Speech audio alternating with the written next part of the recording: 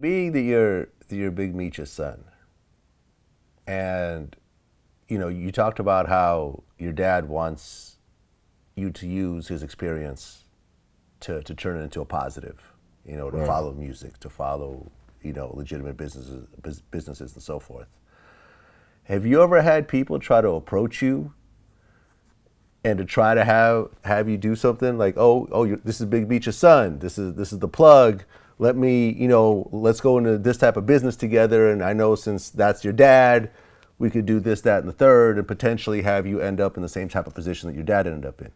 Oh no, not at all. I'm not going for it. I'm trying to definitely gonna be in a positive standpoint, positive view.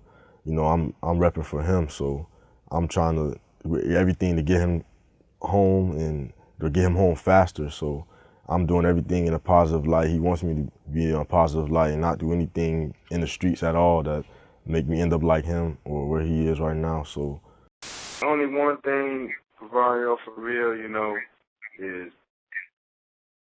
I hate missing this time raising my son. He was 5 when I left. Yeah, he was 5 when I left the street. Now he's 11. But you know what I'm saying? Because these are important years, especially for a young man. But his mama is doing a fine job with him. And one thing for sure, he'll never have to do the things that I've done. You know what I'm saying? But I would love to be there, right now to raise him into a man. But I'm doing the best I can from prison. But it's nothing like being at home free with him, you know what I'm saying? That's one thing, that I would love. I just don't want, I want him to benefit from the life that I've led and the friends and family that we all have, and that the bonds that I built, the ties that I built all over the world. I want him to benefit from that. You know what I'm saying? That's what I've done it for. That's whose turn it is, Rabar, now. That's who I'm ready. I'm ready to watch him come up in Lambos and stuff. As long as that happened, I'm proud of everything. You know what I'm saying? My whole life. I'm not even mad about prison. I'm doing a lot right now.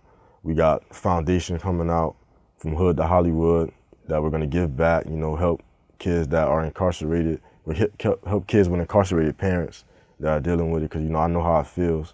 So we'll be giving tickets to basketball games, football games, rap concerts, anything such. So we're doing stuff like that, and I'm working on my production with making beats and rap. I'm rapping too now, so it's a lot in store. We got a lot of positive things coming out. Yeah, no, I mean, I think it's dope that your dad was able to,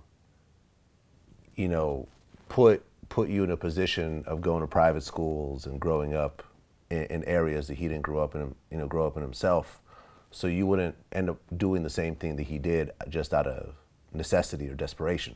You know what I'm saying? Right. Yeah. Because I remember I just interviewed Rollo, and he admitted himself that his dad was a drug kingpin, and then he became a drug kingpin. What was his occupation? His occupation was a kingpin drug dealer. Mm-hmm. He was a kingpin. He made a lot of money, but as you get 60, 70 years old, it just ain't no point in hustling like that no more. Mm-hmm. He was hustling all his life, so. Do you think you followed in his footsteps, because he was a kingpin? Yes, because I was around the people, and all his clientele knew me as his son. So it was like it almost chose you, and it just chose me, because they were just waiting for me to get some dope.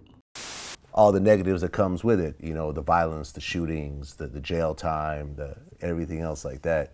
I think is dope that in your particular case, your dad shielded you and pushed you completely away from that. Right, the complete opposite direction. Yeah, definitely.